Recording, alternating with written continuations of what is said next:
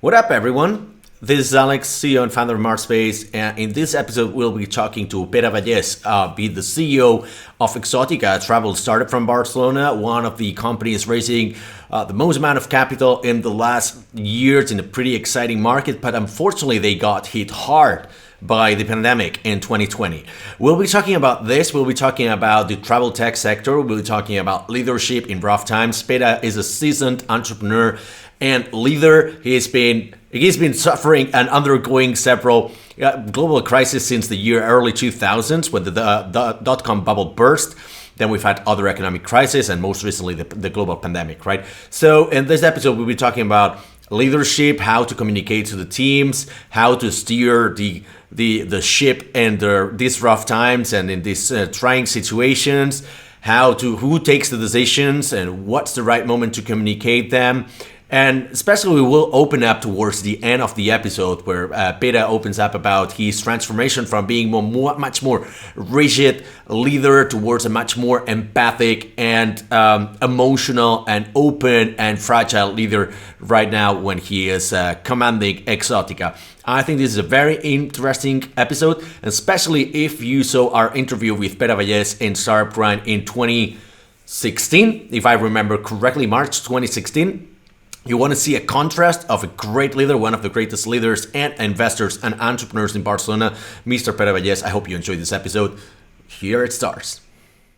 Welcome, everybody, to Live on Mars. We are here with Pere Vallés, CEO at Exoticca. How are you, Pere? How are you doing today? Welcome to the show. Hi, Alex. A pleasure to be here with you. Let's give some context to the audience because we are very familiar with Exoticca. We've been following you for a while now. I remember when you joined them in 2018, you told me in 4 years from now, if I remember correctly. But what's Exoticca for the audience? Because I think it's going to be very relevant for our audience today. So Exoticca is a travel tech startup that is trying to digitize one of the last segments of the travel industry that is still offline, that is still in the hands of the traditional travel agencies, which is the segment that addresses the long-haul tour packages. These are the type of trips that have an international flight. Once you reach the destination, there is an itinerary that requires additional flights, land transportation, multiple hotels, activities, excursions, etc. So it's probably the most complex travel product, and because of this complexity, as I said, is still being sold by the traditional travel agencies, the offline travel agencies. And what we want to do at Exoticca is to change this and bring this segment of the travel industry online, as it has happened with flights and hotels. And we're doing this with a value proposition that is based on two big pillars. One is providing convenience to the customer in the purchasing process, basically allowing them to do this purchasing process online. And secondly, a very aggressive value proposition in terms of price.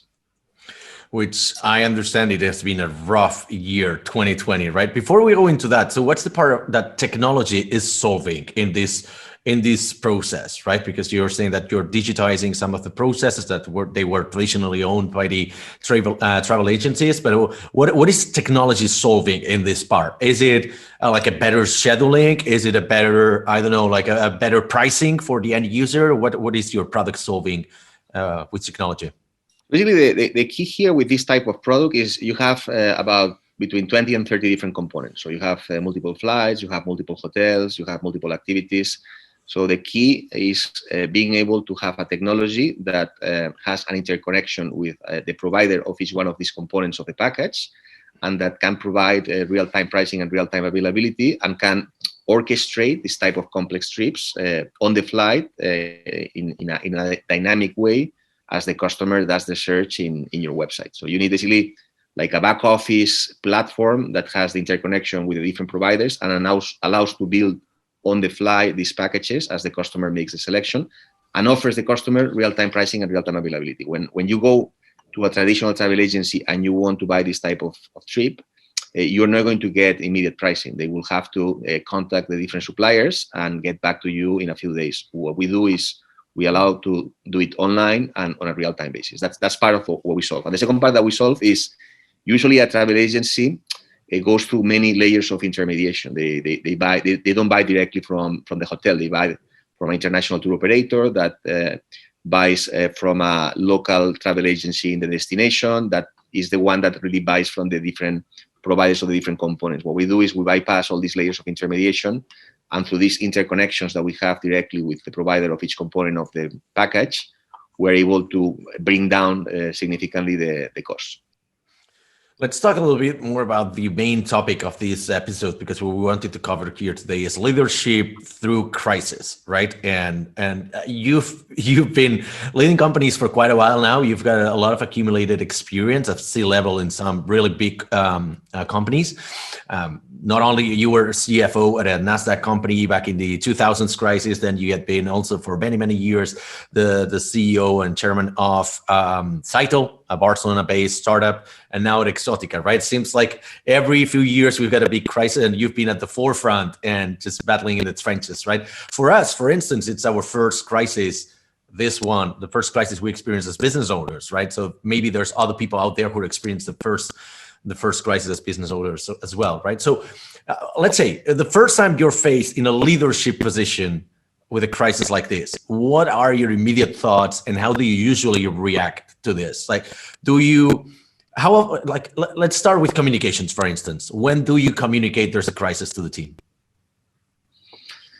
So as you said, I've gone through multiple crises. My first one was in the year 2000 when the dot-com bubble busted. I was at the time the CFO of a Nasdaq listed company. I was only 29 years old. I didn't have a lot of experience.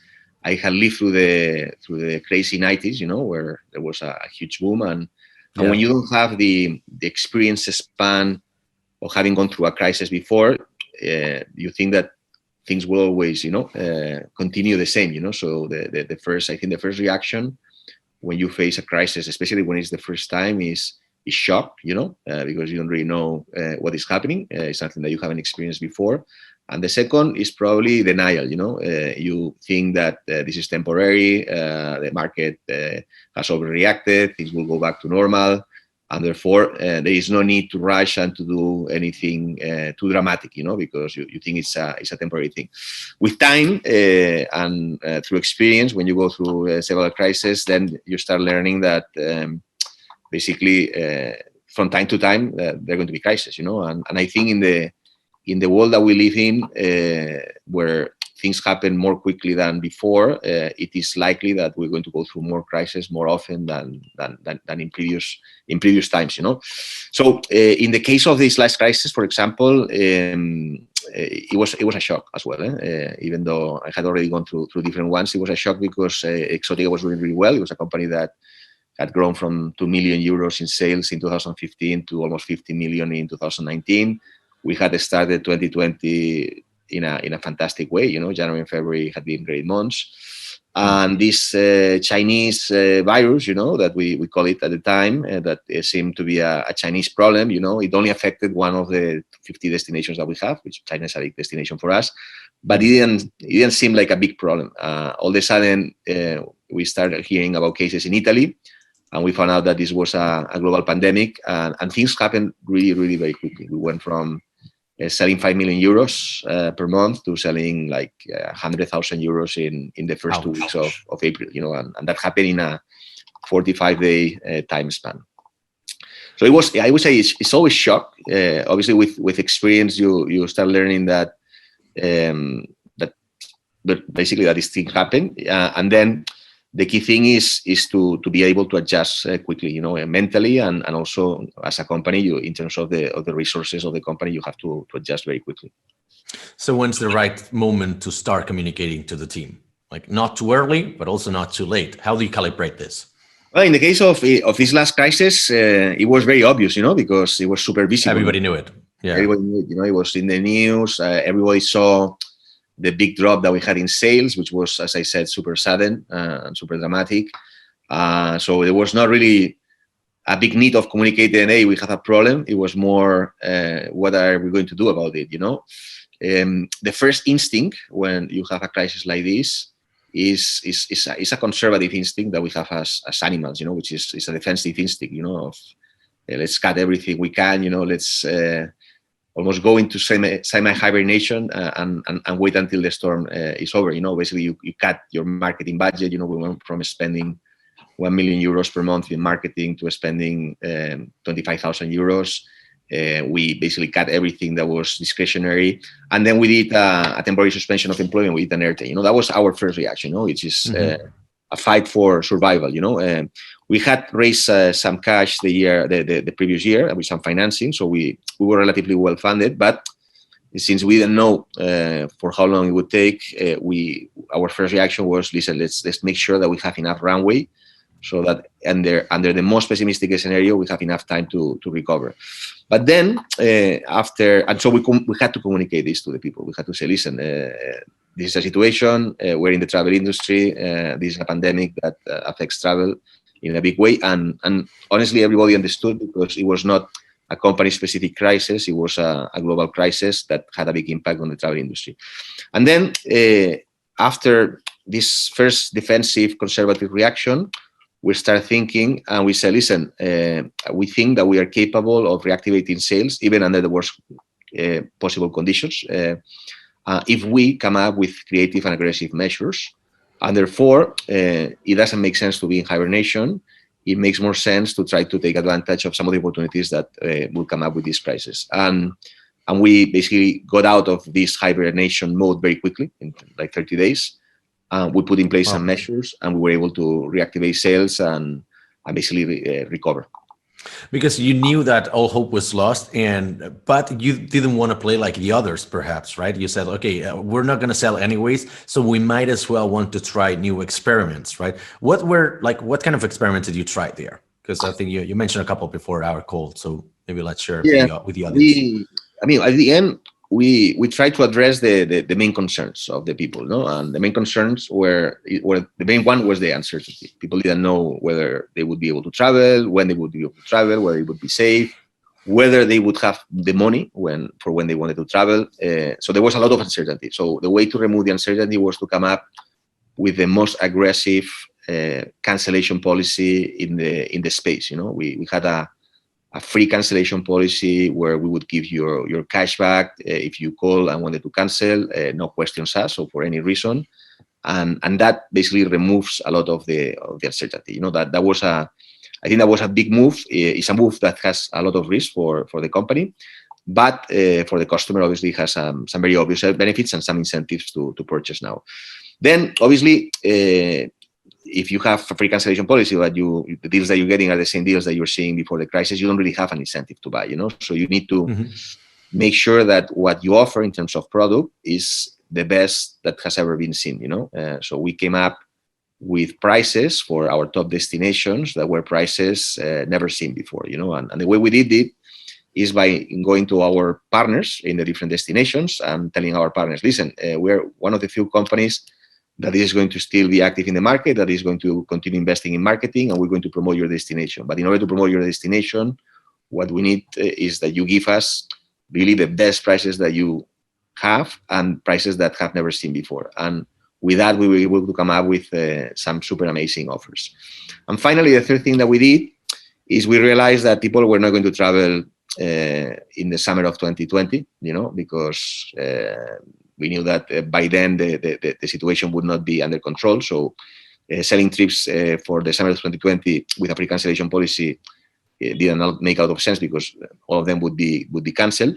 So we extended what we call the travel window, so which is basically the period in which you can travel, until the end of 2022. So and in order to do that, we had to estimate the prices for the flights, because airlines only provide prices for the next 11 months. So the fact that we extended the travel window for over 2 years means that we had to come up with prices for flights that we don't know and that don't exist yet.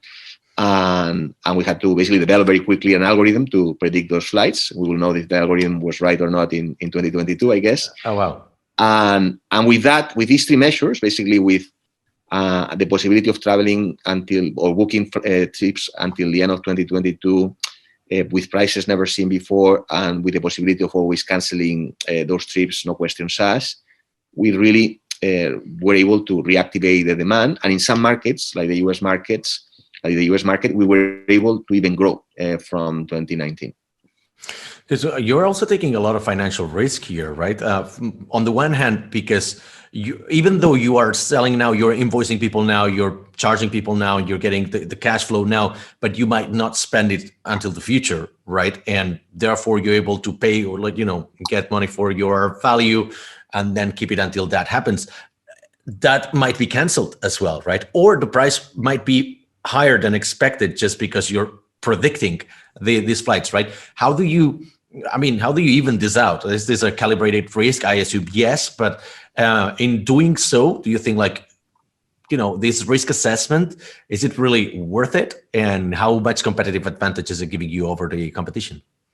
You have to take, it's definitely, as you said, Alex, is taking, you have to take a risk, but at the end, the risk of not doing anything, and waiting for a year, it's also a big risk because at the end, there are companies that have been in hibernation for a year now, and I don't know if they will ever wake up, from hibernation, because when the hibernation is so long, you start losing people, you lose customers, you lose the market feel, you lose the deals that you have negotiated with your partners. So it has a risk, but we took a risk. We took, I think, two big risks. One is the cancellation risk. And here, what we have seen, and we didn't know at the time, we made some assumptions, but we didn't know. But what we have seen is that people are so eager to really travel that when they cancel because they cannot travel yet, there's a big percentage of them, actually most of them, that rebook, basically, that change the date, So instead of asking for the money back, which they are entitled to, we're convincing them to listen, you cannot travel now in March, 2021. Why don't you postpone it until May, and maybe the things will be better, And customers are buying into it because they are eager to travel, and they know that the deals that they have in terms of price, quality are very good, So that's working quite well. We also created something that we call the wallet, where basically, if you are a customer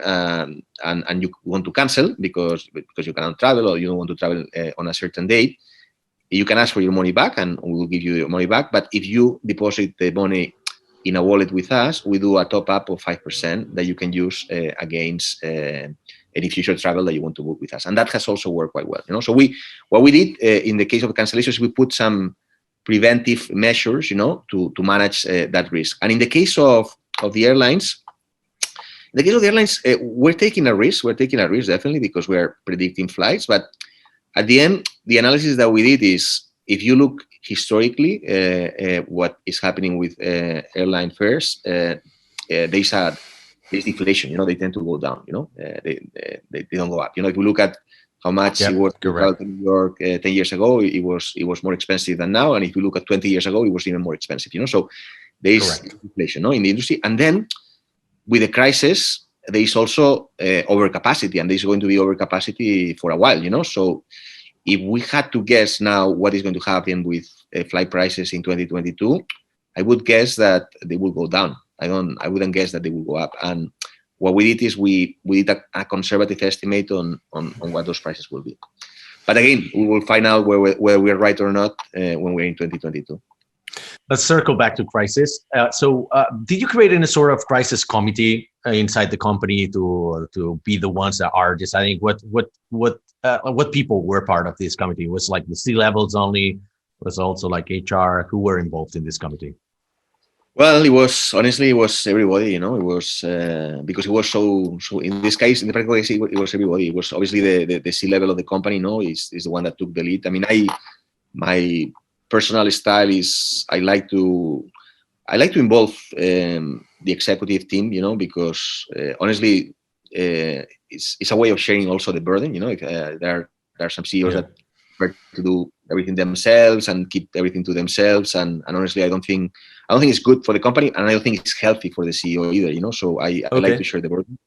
So here we collectively as an executive team made the decisions. Made the decisions first to reduce the cost. Then we made the decisions. Listen, we feel that we're capable of going back to the market and come up with a value proposition that is attractive enough to reactivate sales, and people bought into that. And then we did brainstorming to come up with the ideas of what was required to do this. So it was a collective effort, and I think, as I said, I think it's good for the company because you open to new experiences and new viewpoints, and it's good also for the own CEO because you don't carry all the burden, which is, as I said, is not healthy. That's a good point. Actually, in our company, I meet with my two partners every week to sort of decide, take strategic decisions and plan ahead and make movements.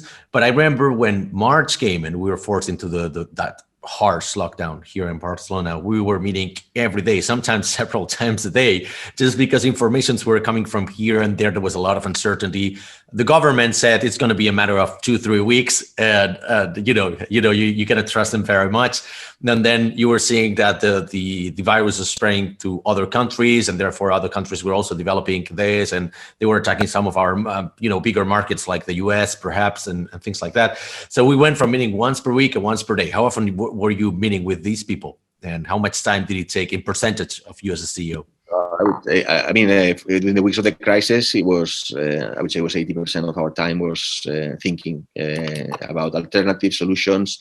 We spent a lot of time also working on cash scenarios. At the end, very important to know what is the runway that you have and the different scenarios in terms of the evolution of the coronavirus, the duration, and also the different levers that you can activate in order to increase that time span. So I remember we spent a lot of time modeling basically what could happen, and as you know, as you said, there was a lot of uncertainty. Nobody knew what was going to happen, how long it would last, what would be the impact. So we had, we worked with a lot of the scenarios, and at the end we narrowed it down to 3. And also we involved, I have to say, we involved the board of directors at the end. Anything that we did, it was presented to them as a proposal from the executive team, and it was approved by the board of directors. And I have to say that they were very supportive, and I have had many investors in the past, and usually when investors, when things go well, all investors behave very similarly, and it's really when things get tough, that you really see, how investors are, and I'm proud to say that they were super supportive, not only with words, which they were, and advice, but also with facts and with money, because we did an extension of our Series B round that we had closed in 2019. We did that in July of 2020, so in the middle of the crisis, even though the company didn't really need it. The company still had quite a bit of funding, but we felt that having some extra funding would give us comfort to continue investing, and they did that. So having supportive investors through crisis is also super important. How are you communicating with the people? Who was doing the communications? With what regularity? Because one of the important things here is that you were not in the office anymore. It's not like you could call everybody into a conference room and just explain them the situation. They were at home, right? So how did you turn the company around to communicate this to everybody at the right time?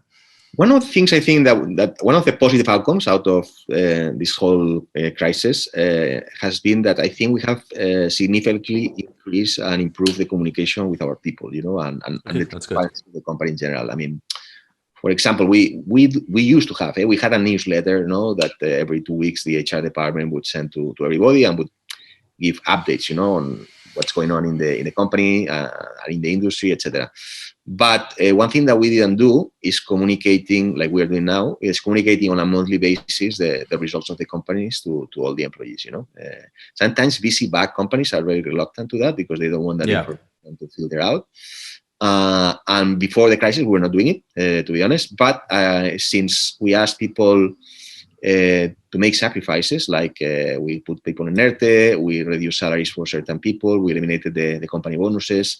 Since we're asking people to do sacrifices, personal sacrifices in many cases, we felt that we had an extra obligation to be very transparent about what was going on with the business, and I think one thing that I started doing on a monthly basis, and I'm still doing, and I plan to continue doing, is every month, at the end of the month, I would send an email explaining the financial results of the company, with total transparency. So I think in that sense, people appreciate that. People, I think, appreciate being treated as adults, and even if the news are not good, that you are transparent and you tell them, listen, this is what's going on, this is what we're going to do about it. We're going to try this, and then the next month, listen, this hasn't worked. We need to try something different. No, I think that has been one of the positive outcomes of this crisis, that we've become much more transparent. And again, people have reacted very well, because it was super harsh for a lot of the people. To be in ERTE, nobody likes to be in ERTE, or to have a pay cut, nobody likes that. No bonuses. Because we had some people in ERTE, other people had to do extra work or more work than they usually had. But I think in general, people, I would say in general, I'm saying in general, but I think it was almost unanimous. Everybody reacted very well. Everybody understood that it was a very exceptional situation. Everybody understood that it was a life or death situation, especially at the beginning, and at the end, as a team, we were able to overcome the crisis.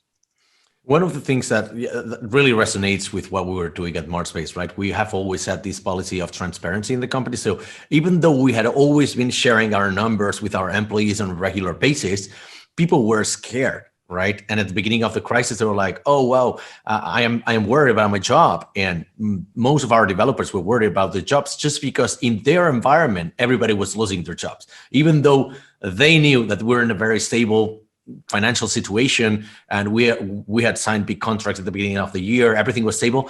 It's not because of the company wasn't stable. It's because their surroundings and their family, friends, and significant others, whatever, they were losing their jobs, that they were just in this fear, right?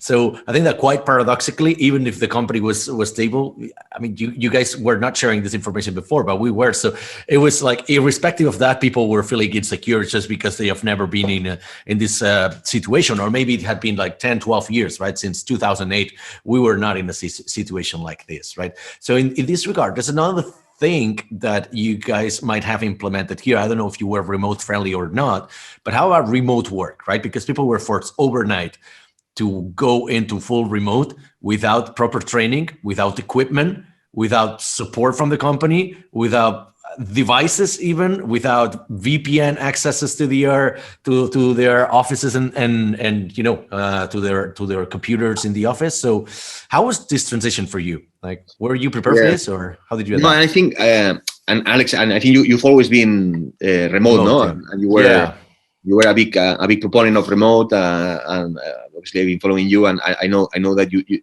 and I was very skeptical about remote before the crisis. I was a big believer of being in the office. I thought that the productivity was not the same, and one of the and I've been proven wrong, basically. I think one of the big lessons learned is that I don't think productivity has gone down. On the contrary, by being remote, and I don't think we will ever go back to the model that we had before. I mean, we did a small survey among all the employees, and we asked basically whether they wanted once the situation is stable and the coronavirus crisis is resolved, what do they want? Do they want to go back to what we had before? And I think it was like 15% that said yes. Then or the second option was, do you want to do full remote? And I think the answer was like 30-40%, and 50% of the remaining people, wow,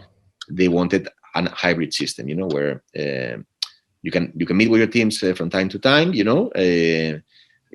but you can primarily work remote. And I think that's a system we're going to go. And I think honestly that's a system that most tech startups will go, and whoever doesn't go to that system is going to have a problem recruiting and retaining talent, because it's good for the company. It's good, I think, for the person because it gives you flexibility. And at the end, if you think about it, it's like treating employees as adults. They know what they need to do. They can do it at their pace when it's convenient for them.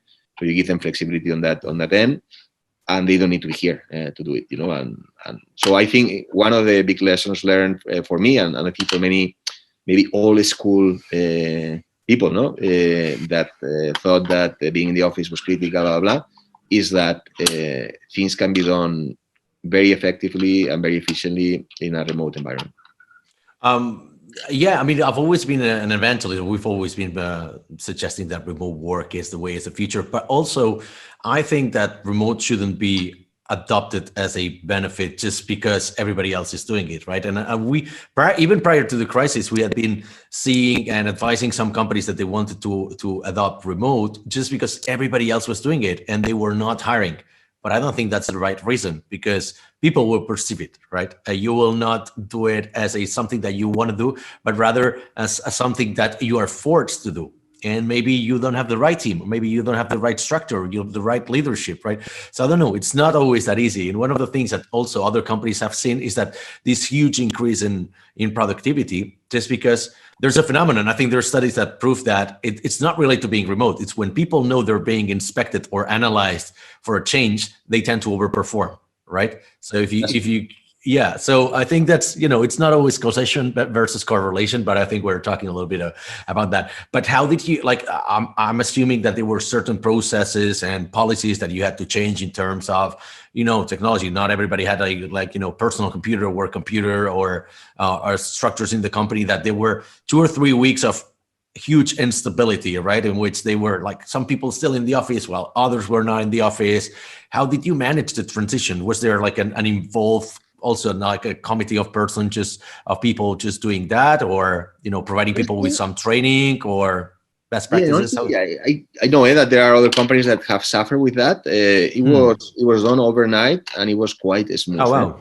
Yeah. Probably the person that was responsible for this, which was our IT manager, hears me, he would say that was not that smooth, or it was a bit but honestly, I didn't feel it was super difficult. Everybody had a laptop, that's what we use at Exoticca. We had the right tools, so it was. I would say it was quite smooth, and it was done overnight, as many companies had to do. So we use Slack, we use Zoom, and it worked very well. How about the personal issues, right? One of the things we've seen with this crisis, the isolation, anxiety, imposter syndrome, stress, many other things, right? Or pressure just caused by bullying, or employers forcing people to go to the office even though it was not allowed, things like that, right? We've seen all sorts of problems here. Companies suffer, but people also suffer, right? A lot. And even though even though we had been working remotely for the 7 years of the company, I think everyone in the company has had some sort of mental issue, so to speak, to a bigger or smaller degree. And how do you deal with those in the company?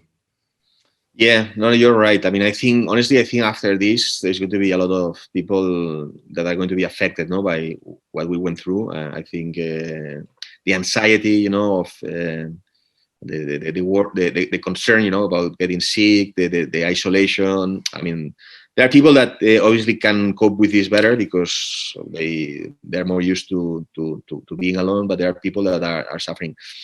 Honestly, in our case, we had some issues. We had some issues of people that have suffered,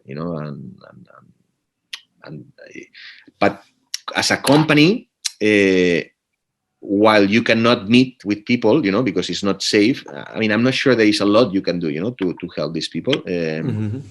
But there are people that need the social contact, that live alone, and working at home and being alone all day is super tough, And I'm myself, I like to be in the office, I like to meet people, I like to be in contact with people. So I find it hard, But there are other people that take this a step further and feel a very high level of anxiety, and it really affects them. I think it's not so much the fact that they are working remotely, it's the fact that they are forced to stay at home and work remotely, that they don't have the possibility of. Correct. Especially when we were in confinement, I think that was especially tough for a lot of people. I've seen it. I've seen it in my close ecosystem of people that I know. I've seen some cases of people that have really suffered.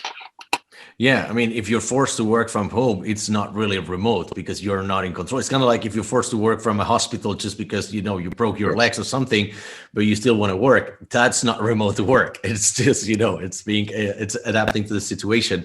How about another thing that I wanted to comment on? In Ben Horowitz in the Hard Thing About Hard Things, one of the greatest books I've ever read about business, says there's two modes in being a CEO, right? The wartime mode and peacetime mode.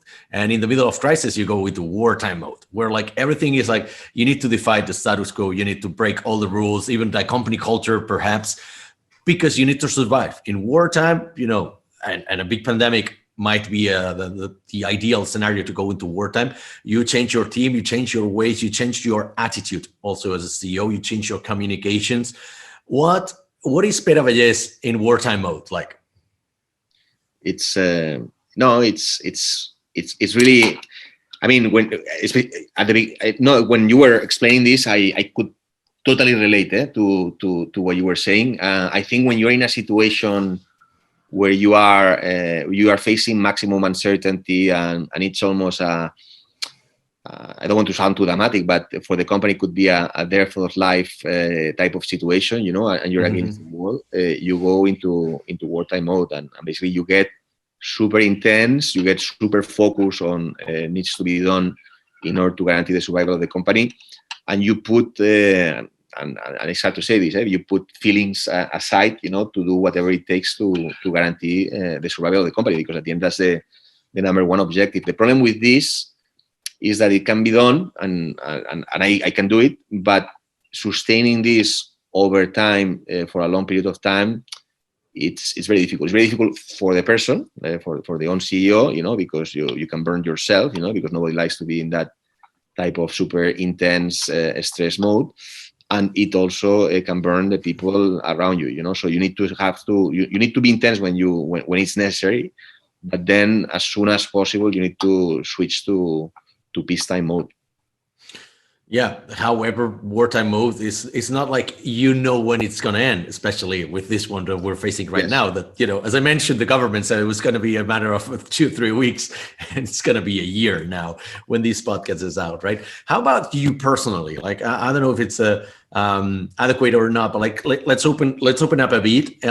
One of the things I did with my team was to open up that I was just not going through a very good period I think it was after the summer, in which I was feeling a little bit of anxiety. We hadn't been selling, even though the company didn't need new contracts, right?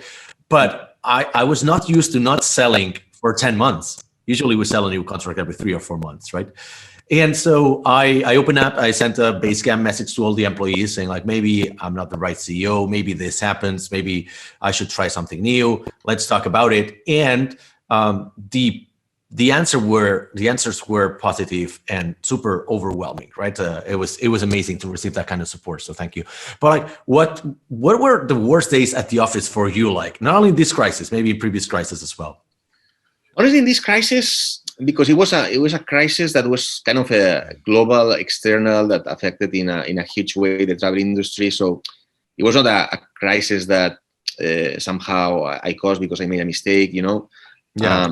So I didn't feel as responsible as other crises that I have lived, where I felt that I could have done things better to avoid the crisis. For example, my last couple of years at Scytl were really tough, and I was in crisis mode, during 20 years, which really burned me out, and I felt that I was partly responsible for what the company was facing, and then is when you start doubting yourself and you start questioning whether you made the right calls and whether you made a problem bigger than what it was, whether the decisions you are making are the right decisions.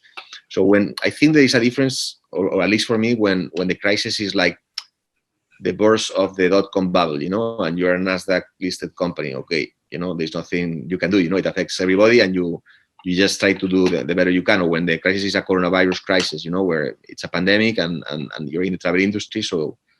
And then in those cases, I don't tend to doubt myself. I feel that I'm doing the right things, especially when I see that the things I'm doing work. But for example, the last couple of years at Scytl, I doubt myself, and I doubt so much myself that I resigned. Basically, that I told the board that, listen, I don't think, basically what you said, I don't think I think I'm burnout. I don't have more ideas. I think we need, I think it would be good for the company and for myself to find somebody else who can take over and come with fresh ideas to basically solve the issues that we have as a company, So that has happened to me, but not in this particular crisis. I think the cycle crisis, I felt a sense of personal responsibility. I felt that I had failed, and I had made some big mistakes that had led the company to the situation it was. And therefore, I doubted about when I had to make a decision that, for example, require sacrifices for third people. I felt more responsible than in this particular crisis. When I had to terminate somebody in Cytel, it was because I had created the problem. When I had to terminate somebody at Exoticca, it has been because there's been a pandemic, and that's the right thing to do. How do you avoid taking the problems home? Right? How do you are you able to separate, work from life? Are you mixing? Do you take work home, and do you take the problems home, or are you those people who have got everything so decoupled that when they return, it's like, okay, just tomorrow it'll be the day. Honestly, and I think this is going to happen more with everybody. The line separating work and personal life is getting blurry, especially now that we're working remote. And correct. So I've always been like that. I've always been super intense in my job, and I don't disconnect. And I used to take now I'm taking a little bit more vacation, but I used to take very little vacation because I felt that if I was not on top of things, I felt anxious, and I've always been connected, day and night, especially with, for example, at Cytel, we had operations in the US, in Australia, in many different continents, in different time zones. So for me, it has been hard to separate the work line and the personal line. And I'm not saying this because I'm proud. I think it's a mistake, But sometimes you cannot separate it. And for me, and it affects me a lot also in my mood and in my emotional state, how things are going at work. So if things are going great, I'm more happy than if things are not going well. It affects me in a big way. There are people that can completely separate their two lives. I can't. You circling back to something you said at the very beginning is that we will be going into crisis more often, and it reminded me of Homo Deus. I don't know if you read the book. By what was the name? It's Yuval Noah Harari, something like that. And the thing is, he also mentioned that in the book. It's like we will be going into crisis more often. So therefore, maybe the new leaders have got to have some skills that previously they didn't need because, global crisis were only every 20 years, so to speak. Whereas now maybe we're going into global crisis every 5 years, every 2 years. I don't know, right? What kind of skills have you built and you think they're necessary to face this new situation, this new reality? I think the biggest one, and for me, it's the most important one that you need to have to be in a startup is resilience. I mean, at the end, when you are in a startup, not only in crisis mode, in normal mode, you're going to face a lot of rejection. You're going to hear a lot of no's from new employees, new customers, new partners, new investors.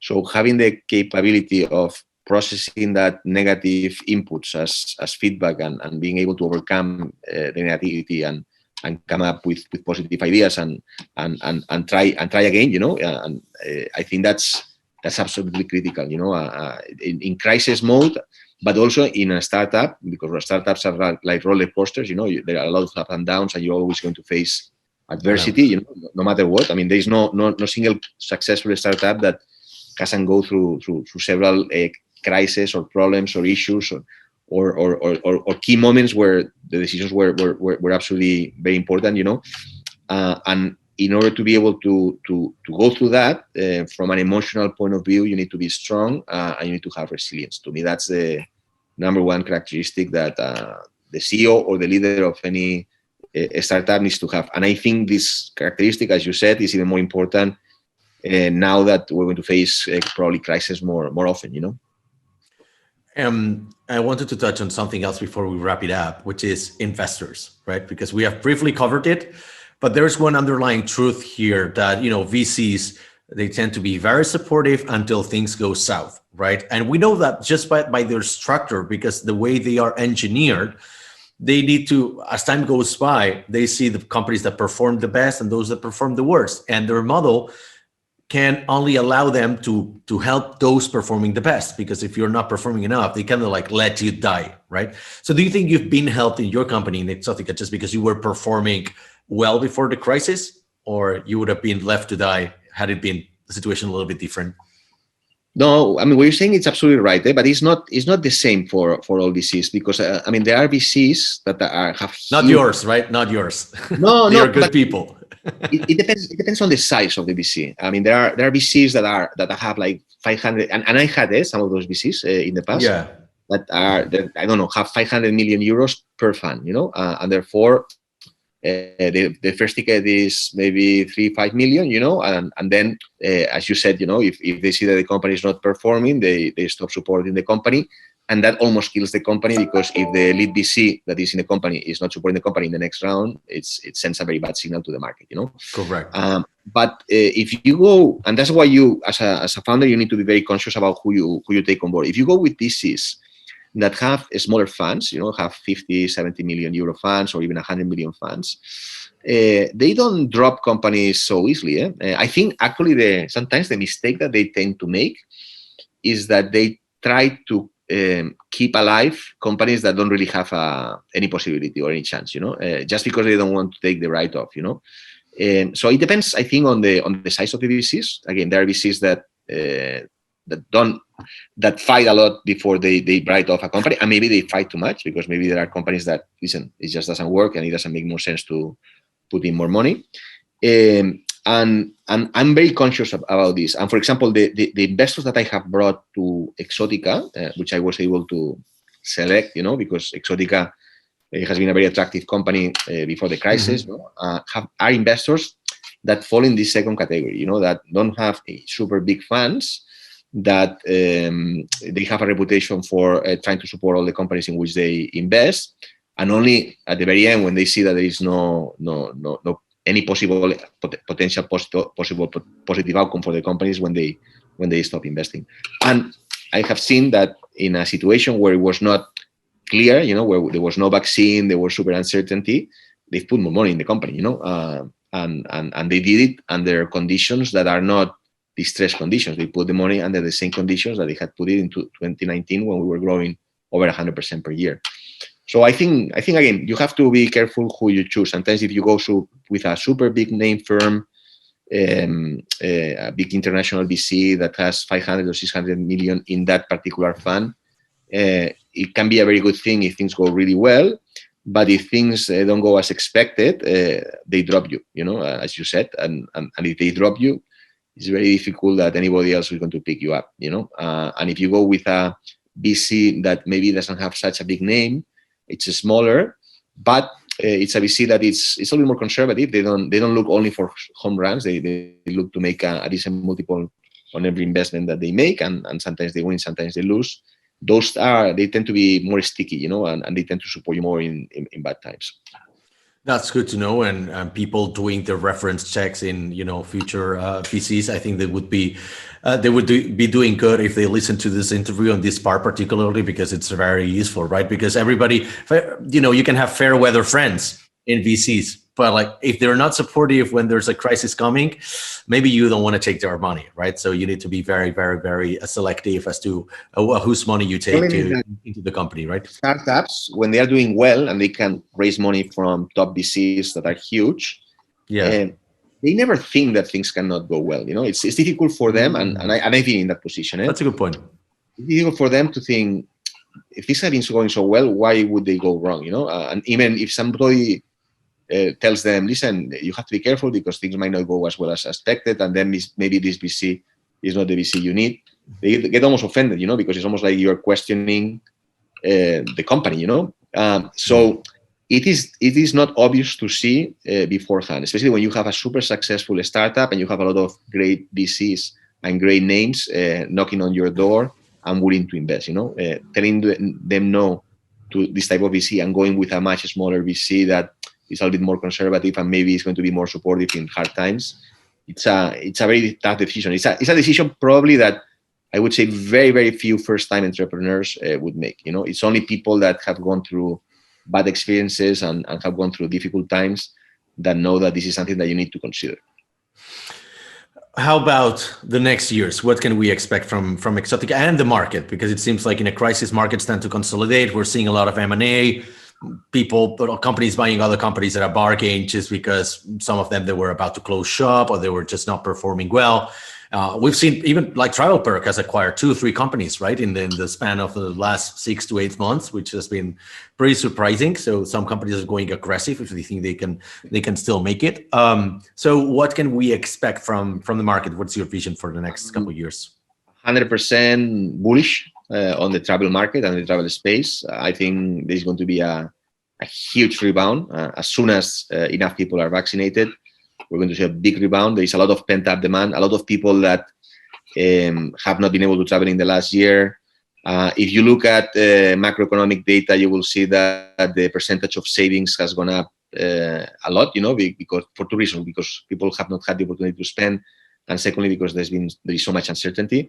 So a lot of these savings at some point are going to be spent, So on the demand side, I think we're going to face basically a wave of people that are going to want to travel. Again, and it's not going to happen, it's not going to take too long. As soon as there's a percentage of people vaccinated and there is a very clear time horizon on when they're going to be able to travel, I think we're going to see that.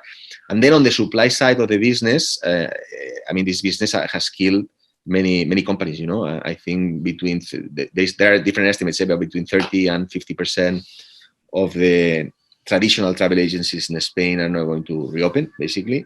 So the supply side of the business has shrunk significantly, and therefore those that have done their homework and have made it because they had the funding are going to be able to capture this demand. So I think I'm super bullish, and we have already seen a big change in the behavior of the customers starting in November once the Pfizer announced the vaccine. So people are waiting on the sidelines and they are ready to jump. They just need to get a little bit more confidence on the pace at which we are vaccinating the people. Perfect. I think we can wrap it up here. One last minute for you to tell us what's going on in your life, Exoticca, how we can help you, and what's in store for the future. No, I'm super excited. I've always been in the B2B side of the business. Now I'm in a B2C company like Exoticca, selling a super exciting product, travel. At the end, when you're selling travel, you're selling experiences, to people. And you're basically making people happy, which is something that is always super, super rewarding. And then I'm enjoying also my other hat that I wear, which is as an investor. I love investing in startups as yourself. I like helping other businesses. At the end, I've gone through a lot of experiences. So helping somebody who's a first-time entrepreneur basically build something and having some skin in the game, because participating as an investor, in that company is something that I truly enjoy. And I think I'm finally seeing the light at the end of the tunnel. As I said, I'm super bullish on the sector and on Exoticca in particular, and looking forward to this 2021 after a very tough 2020. All right, I think we can wrap it up here. Thank you very much, Pere. So thank you, Alex.